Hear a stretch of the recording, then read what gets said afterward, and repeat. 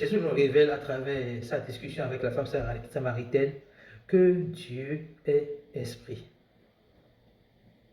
Dieu est esprit suppose que Dieu n'est pas visible.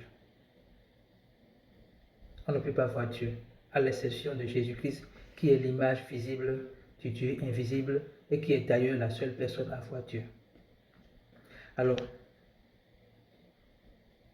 en parlant des caractéristiques de l'amour de Dieu, nous allons voir ce qui se trouve dans l'esprit de Dieu. Quand on dit que Dieu est esprit, quels sont les fruits de l'esprit? Quels sont les fruits de l'esprit?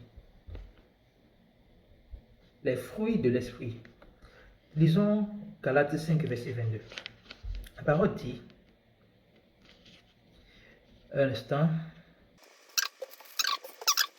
mais le fruit de l'esprit, c'est l'amour, la joie, la paix, la patience, l'amabilité, la bonté, la fidélité, la douceur, la maîtrise de soi. Voilà les fruits de l'esprit. Voilà ce qui fait le caractère de Dieu. Dieu est amour. Mais quels sont ses caractères?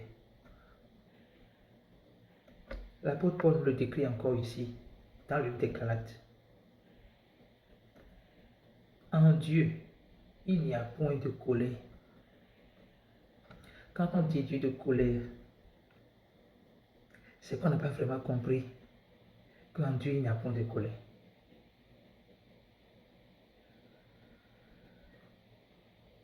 Il n'y a rien en Dieu qui peut amener Dieu à la colère. Pourquoi? Parce que Dieu est esprit. Il n'est pas âme plus esprit. C'est dans l'âme que se trouvent les émotions. En Dieu qui est esprit, il n'y a pas d'émotion. On ne peut pas offenser Dieu. Si on pouvait offenser Dieu, oh Seigneur, regardez les bêtises qui se passent sur la terre. Personne ne peut offenser Dieu. Parce qu'il n'est pas manipulable. Parce qu'il est esprit. Il n'a pas d'âme pour que vous puissiez le manipuler sur la base de ses émotions. Mais nous avons l'âme. On peut être affecté, en bien ou en mal, par nos émotions.